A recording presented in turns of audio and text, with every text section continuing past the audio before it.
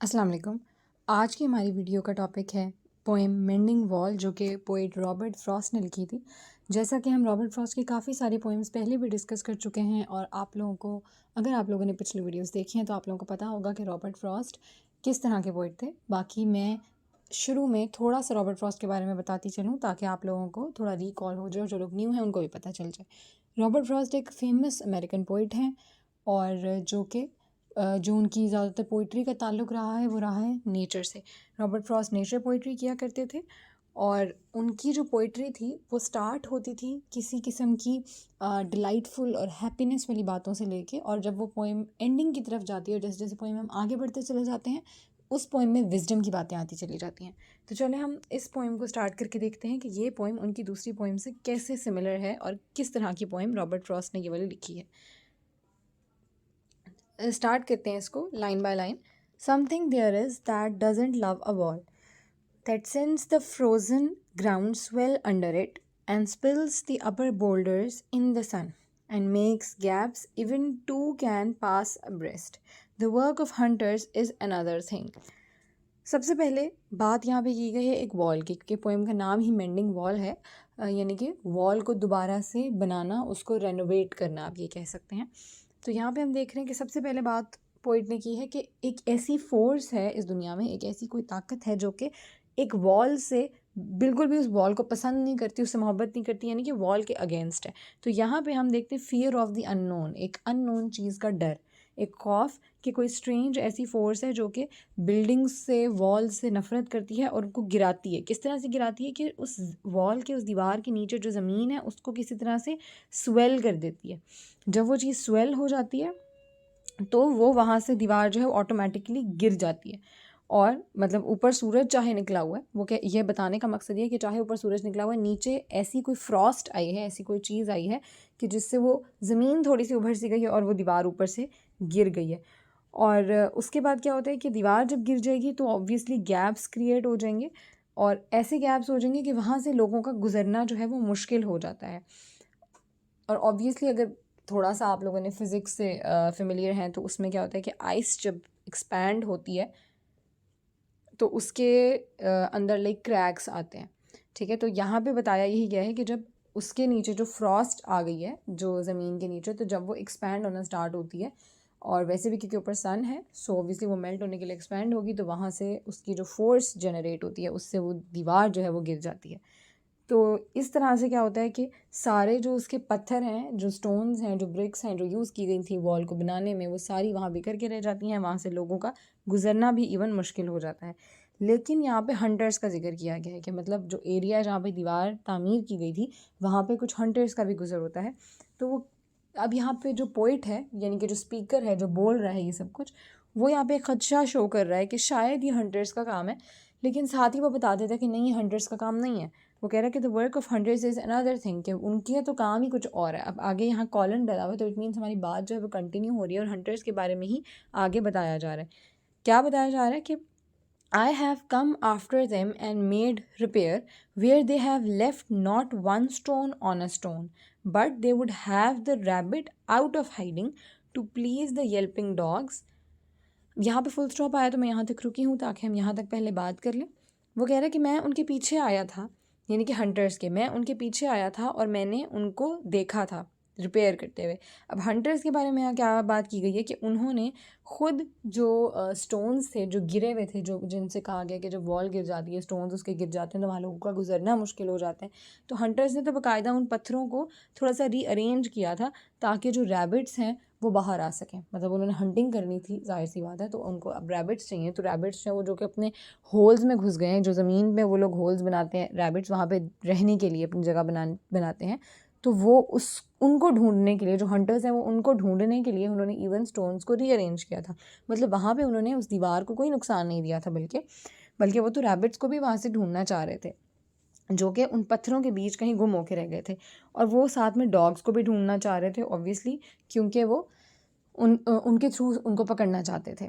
तो यहाँ पे उसने हंटर्स का जिक्र ही इसलिए किया है स्पीकर ने, पोइट ने, कि वो बताना चाहता है कि हंटर्स ने ऐसा कोई काम नहीं किया कि जिससे दीवार को नुकसान पहुँचे। The gaps I mean no one has seen them made or heard them made. अब यहाँ पे क्या बात की गई है कि वो गैप्स जिसकी उसने बात की कि जब दीवार जो है वो थोड़ी सी ख़राब हो जाती है, उसके कुछ ब्रेक्स, कुछ पत्थर गिर जाते हैं, तो वहाँ पे गैप्स क्रिएट हो जाते हैं। और वो जो गैप्स जिनका उसने जिक्र किया था, वो कह रहा है कि हमने कभी किसी ने नहीं देखा उन किसी को भी उन गैप्स को बनाते हुए, ना कभी किसी ने सुना। मतलब अगर कोई गैप्स बनाए खुद जानबूझ के, आपको एक दीवार तोड़नी पड़े, तो बहुत शोर होगा या कोई आपको देखेगा, लेकिन वो यहाँ पे कह रहे हैं कि किसी ने भी नहीं देखा। तो मतलब यहाँ पे फिर से वो फियर ऑफ द अननोन की बात है कि किसी ऐसी चीज़ का फियर है, किसी ऐसी चीज़ का डर है, किसी ऐसी फोर्स से उनको खौफ है जो उनको पता भी नहीं है कि क्या है। मतलब यहाँ पे उनको नहीं पता कि वो दीवार वो बार बार कैसे गिर जाती है। जब हम उस दीवार को ठीक करते हैं, उसको वापस से बनाते हैं, उसको रेनोवेट करते हैं, तो दीवार फिर गिरती कैसे है। तो यहाँ पे आप लोग सोच रहे होंगे कि कब से हम दीवार का जिक्र करें, बट हमें ये नहीं पता कि दीवार है किधर, दीवार की बात हो क्यों रही है। तो बेसिकली जो दीवार है, मैं वैसे आगे पोएम में चल के हमें पता चलने ही वाला है, बट यहाँ पे मैं थोड़ा सा बताती चलूँ कि ये दीवार जो है ये दो नेबर्स के घरों के बीच बनाई गई है। तो आगे मज़ीद जैसे जैसे हम पोएम में आगे पहुँचते जाएंगे, आपको पता चल जाएगा कि किस तरह का जो स्पीकर है, यानी कि जो पोइट है, वो यहाँ पे एक नेबर है और दूसरा नेबर आगे हमारी पोएम के अंदर आने वाला है। सो आगे चलते हैं। But at spring mending time we find them there, I let my neighbour know beyond the हिल।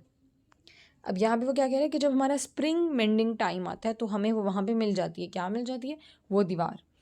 ठीक है, वो जो दीवार हमें टूटी हुई दिखी थी, तो वो वहाँ पे हमें मिल जाती है वैसी ही टूटी हुई जब हमारा स्प्रिंग मेंडिंग टाइम आता है।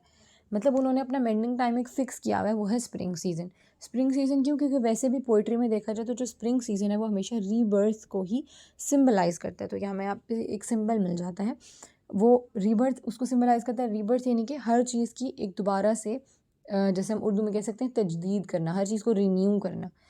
ठीक है, तो यहाँ पे वो उस वॉल को भी रिन्यू करने आते हैं, क्योंकि स्प्रिंग में फूल दोबारा से खिलते हैं, हर चीज़ में एक रिन्यूअल का एलिमेंट आता है, एक फ्रेशनेस का एलिमेंट आता है। तो वहाँ पे वो दीवार को भी ठीक करते हैं।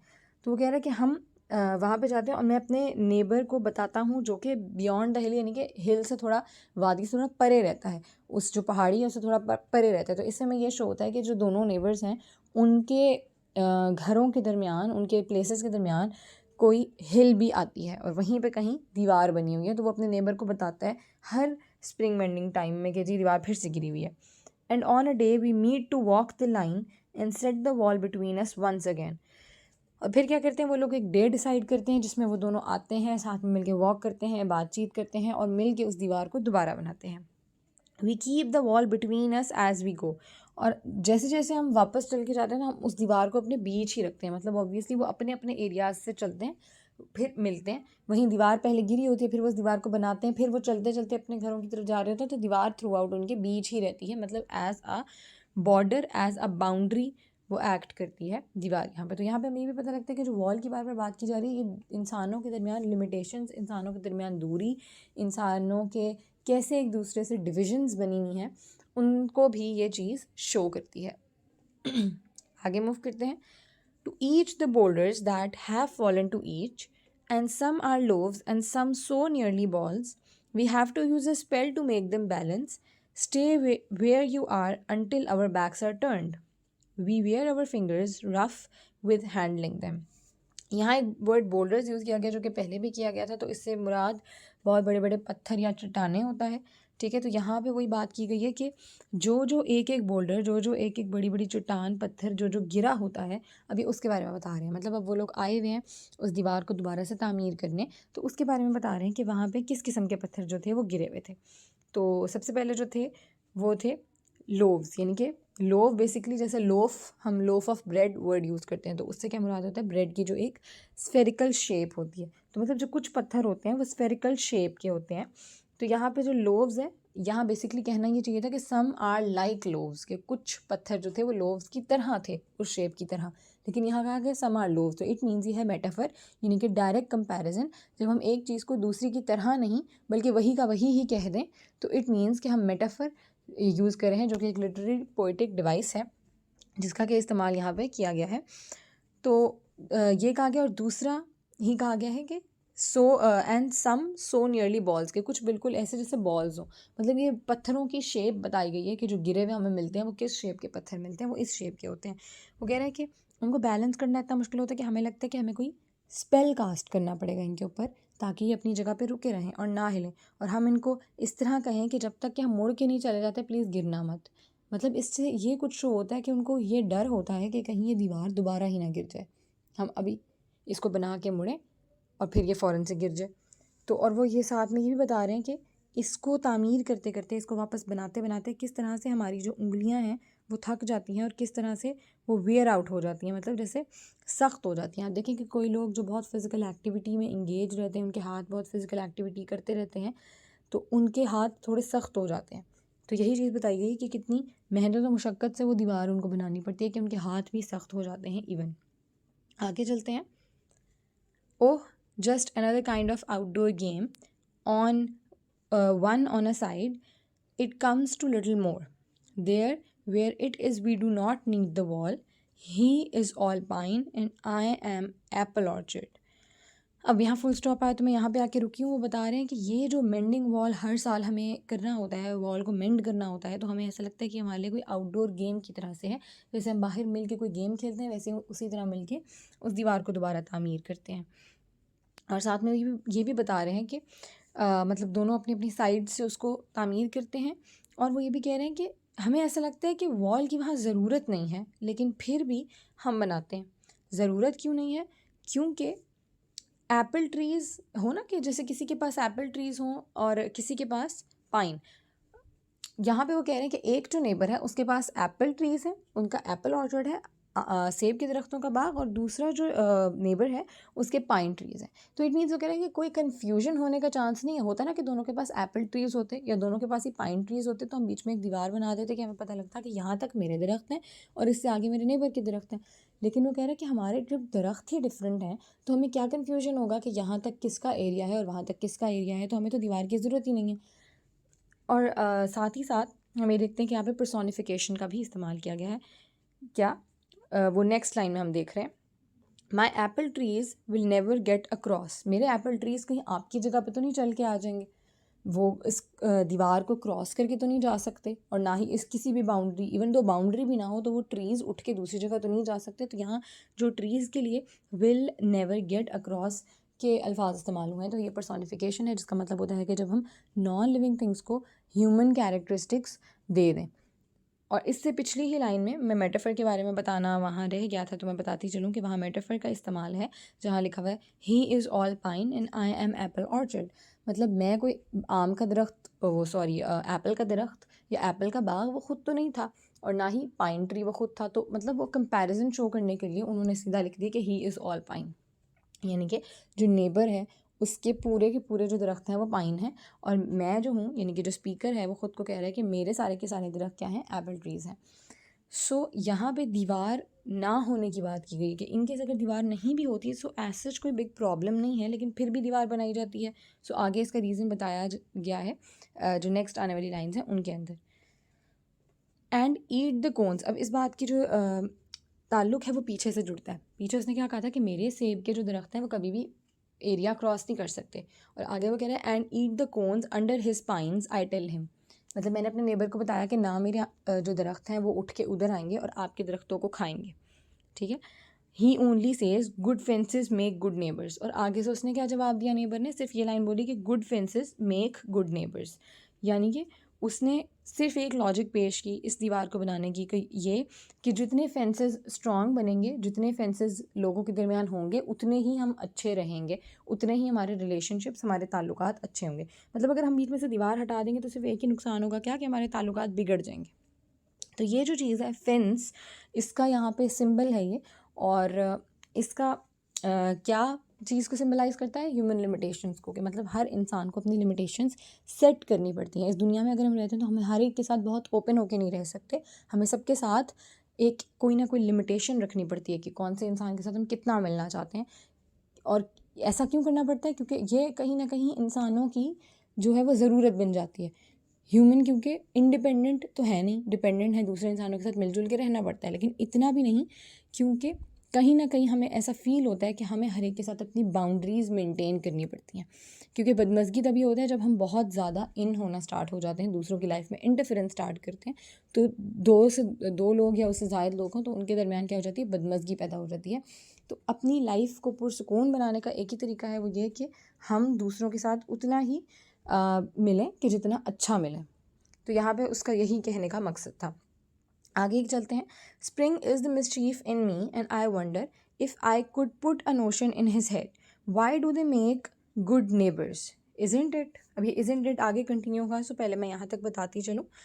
यहाँ पे वो कह रहा है कि स्प्रिंग जो है उसी में ही मैं कोई प्रॉब्लम क्रिएट करता हूँ, क्योंकि स्प्रिंग में ही मिलते हैं वो लोग, और स्प्रिंग में ही जो स्पीकर है, जो पोइट है, वो ये काम करने की कोशिश करता है कि वो अपने नेबर के दिमाग में ये बात बिठाने की कोशिश करता है कि ऐसा क्यों होता है कि सिर्फ गुड फेंसेस अगर बनाए जाएँ, मतलब अच्छे मजबूत बीच में दीवारें, बीच में अच्छे मजबूत बाउंड्रीज़ क्रिएट की जाएँ, तभी अच्छे नेबर्स बनते हैं. ऐसा क्यों होता है? इस चीज़ को मैं ख़त्म करने की कोशिश करता हूँ अपने नेबर के माइंड में, लेकिन मैं हर स्प्रिंग में ये करने की कोशिश करता हूँ, लेकिन कोई ख़ास कामयाबी उसको हासिल नहीं होती, इसीलिए उसको हर स्प्रिंग आके दोबारा उस दीवार को बनाना पड़ता है. अब यहाँ पे हमारे पास आ रहे हैं रेटरिकल question.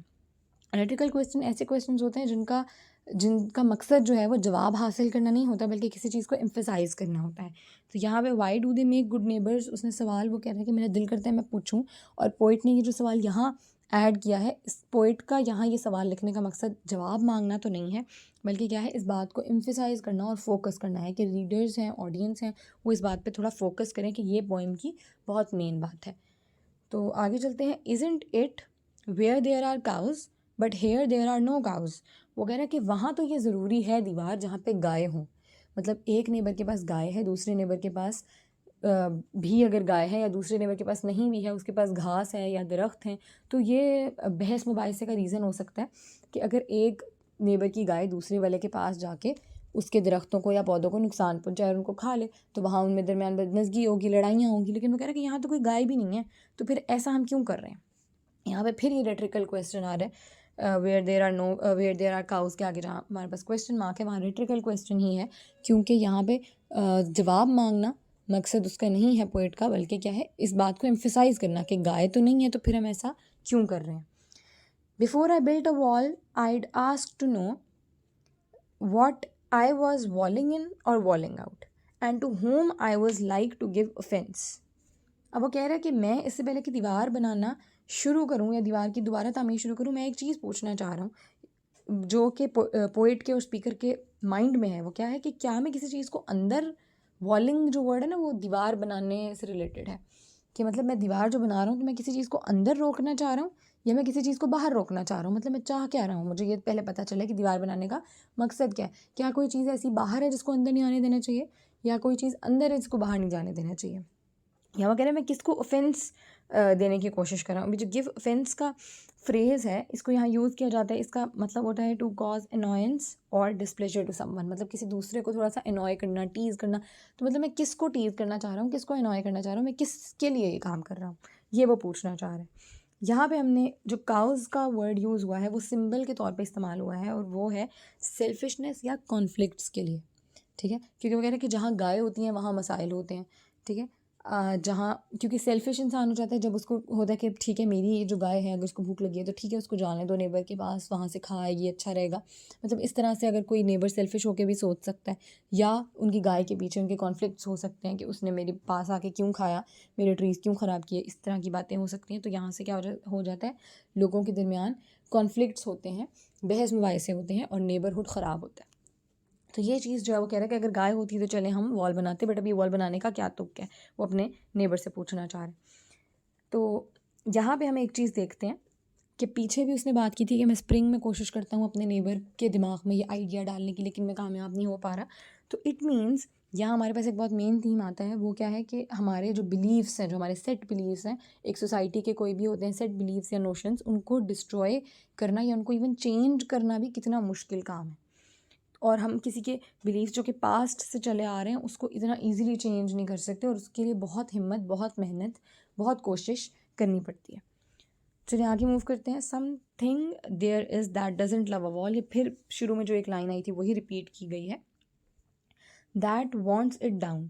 I could say elves to him, but it's not else exactly, and I'd rather he said it for himself. I see him there, bringing a stone grasped firmly by the top in each hand, like an old stone savage armed. यहाँ पे वो कह रहा है कि यकीनन कोई एक ऐसी फोर्स है जो कि इस चीज़ से मोहब्बत नहीं करती, जो बिल्कुल दीवार को पसंद नहीं करती, इसीलिए ही दीवार बार बार गिरती है. अब फिर से स्पीकर ने अपना एक आइडिया लगाया. अब वो कह रहा है कि मुझे लगता है शायद ये एल्फ हों. एल्फ क्या होते हैं? एल्फ एक सुपर नेचुरल क्रिएचर है जो कि फोक टेल्स में इस्तेमाल किया जाता है, जो कि हम आम लफ्ज़ों में उसको परी कह सकते हैं, कोई देवता कह सकते हैं, कोई इस तरह की कोई चीज़ है। सही है, तो वो कह रहा है कि शायद कोई ऐसी चीज़ है जो कि आके दीवार को डिस्ट्रॉय करती है ताकि हमारे दरमियान जो बॉर्डर्स हैं वो ख़त्म हो जाएं, जो बाउंड्रीज़ हैं वो ख़त्म हो जाएं। या वो कह रहा है कि शायद ऐसा कुछ नहीं है, शायद ये मैं खुद से कह रहा हूँ कि शायद एल्व्स हैं, एल्व्स भी नहीं है, ऐसा कुछ नहीं है। फिर वो कह रहा है कि मैंने उसको देखा, अभी किसको देख रहा है? अपने नेबर को देख रहा है। वो कह रहा है मैंने उसको देखा कि वो अपने हाथ में स्टोन लेके आ रहा था, उसको ऊपर से पकड़े हुए, मतलब दीवार पे लगाने के लिए, और दोनों हाथों में ला रहा था, ईच हैंड, मतलब दोनों हाथों में उसका एक एक पत्थर था और वो लेके आ रहा था। और क्या लग रहा था वो मुझे? स्टोन सेवेज आर्म्ड, कोई स्टोन एज का पुराना बंदा, मतलब ऐसा लग रहा था कि कोई पुराने ज़माने का स्टोन एज का बंदा है जो कि आ रहा है और अपनी दीवार ठीक कर रहा है। तो यहाँ पे हम देखते हैं कि सिमिली का इस्तेमाल किया गया, जैसे लिखा है like an old stone savage armed. तो यानी कि लाइक का जो वर्ड है वो सिमिली के लिए इस्तेमाल होता है जब हम दो चीज़ों में कंपैरिजन करना चाहें और उसके लिए हम लाइक या एज का वर्ड इस्तेमाल करें तो वो सिमिली होता है। तो यहाँ पे सिमिली का इस्तेमाल किया गया है पोइट की जानिब से। और यहाँ पे नेबर को क्या कहा गया है? ओल्ड स्टोन सेवेज आर्म, यानी कि पुराने ज़माने में जो सेवेज किस्म के जंगली किस्म के लोग होते थे जो खुद को असलहे से लेस रखते थे, कि उस टाइप के लोगों की बात की गई है। तो मतलब उसको अपना नेबर कुछ इस टाइप का लग रहा था। और यहाँ पे साथ ही इसी लाइन के अंदर स्टोन सेवेज, तो यहाँ पे एस की एलिट्रेशन है, आगे पीछे इस तरह के वर्ड आए हैं। एलिट्रेशन होता है कि जब एक ही लाइन में और उसकी बिगनिंग, वर्ड्स की बिगनिंग साउंड जो हो वो सेम हो और वो कॉन्सोनेंट साउंड हो जो कि बार बार रिपीट हो रही हो, तो उसको हम एलिट्रेशन कहते हैं। सो यहाँ तक आई होप आप लोगों को समझ आएगा, क्योंकि पोइम हमारी तकरीबन एंड की तरफ ही जा रही है। सो चलें इसको एंड ही कर लेते हैं। He moves in darkness as it seems to me, not of woods only and the shade of trees. वो कह रहा है कि मैंने अपने नेबर को डार्कनेस में जाते हुए देखा, मुझे ऐसा लग रहा है कि वो डार्कनेस की तरफ जा रहा है। अब यहाँ डार्कनेस जो है वो भी एक सिंबल है। किस चीज़ का सिंबल है? इग्नोरेंस का सिंबल है और प्रिमिटिविज्म का सिंबल है। यानी कि जो उसका नेबर था, जैसे कि उसने कहा कि वो स्टोन एज का मुझे कोई बंदा लग रहा था, तो वो सच में उसको लग रहा था कि स्टोन एज का बंदा है और वो उसी पुराने दौर में उसी डार्कनेस की तरफ मूव करता हुआ जा रहा है। और वो कह रहा है कि जो डार्कनेस थी वो कोई शेड नहीं था, ऐसा नहीं था कि वैसे फॉरेस्ट का कोई शेड हो, बल्कि वो ऐसा लग रहा था कि कुछ और ही डार्कनेस है। ये कुछ और ही डार्कनेस से मुराद ही है कि इग्नोरेंस, ठीक है, इग्नोरेंस की डार्कनेस थी वो। कि वो बंदा जो था उसके अंदर वो चीज़ ही नहीं थी, वो एनलाइटनमेंट की वो कैफियत ही नहीं थी कि उसको स्पीकर की बात समझ में आती, उसको ये बात समझ में आती कि स्पीकर उसको क्या समझाना चाह रहा है, कि बाउंड्रीज़ नहीं होनी चाहिए, लेकिन वो अपने उसी सेट बिलीफ से हटना ही नहीं चाहता था। तो इससे यही चीज़ शो होती है कि लोग कुछ बिलीव्स को इतना पकड़ के बैठ जाते हैं कि वो किसी की भी बात सुनने को तैयार नहीं होते और ना ही उसको छोड़ने को तैयार होते हैं। सो वो कह रहे हैं कि आगे देखते हैं, he will not go behind his father saying and he likes having thought of it so well, he says again good fences make good neighbours. And फिर उसी बात पे होता है, वो कह रहा है कि अपने फादर की बात से वो आगे नहीं जा सकता। यहाँ पे वही बात है कि जो सेट बिलीव्स हैं, सेट बिलीव्स हमें कहाँ से मिलते हैं? हमारे फोर फादर्स से, हमारे पेरेंट्स से, ठीक है। तो कह रहा है कि अपने फादर की बात जो कि उसने कही थी, good fences good make good neighbours, उससे आगे वो नहीं जा सकता और वो ख़ुद भी यही बात रिपीट करता हुआ फिर चला जाता है अपने काम की तरफ। और यहाँ पे हमें फिर शो होता है नेसेसिटी ऑफ बॉर्डर्स, मतलब इस पोइम का बेसिक थीम, मेन थीम है ही यही कि हमें अपने लिमिटेशंस को मेंटेन करना होता है। हर बंदे को अपनी लिमिटेशंस में रहना होता है, जिसके लिए वॉल्स बनाना बहुत ज़रूरी है। सो ये सारी पोइम थी और जो मैंने पूरी कोशिश की कि बहुत अच्छे से एक्सप्लेन की जाए ताकि आप लोगों को ईजिली समझ आ जाए। फिर भी अगर आप लोगों को कोई इसके अंदर इश्यूज़ हों, प्रॉब्लम्स हों, तो आप लोग कमेंट सेक्शन में पूछ सकते हैं। मैं कोशिश करूँगी कि मैं उन तमाम के आंसर करूँ। Hope you like the video. अगर वीडियो पसंद आई है तो इसको लाइक ज़रूर कर दीजिएगा and please subscribe to my channel ताकि आपके पास मज़ीद इस तरह का कंटेंट पहुंचता रहे। Thanks for watching the video. Until the next video, अल्लाह हाफिज़।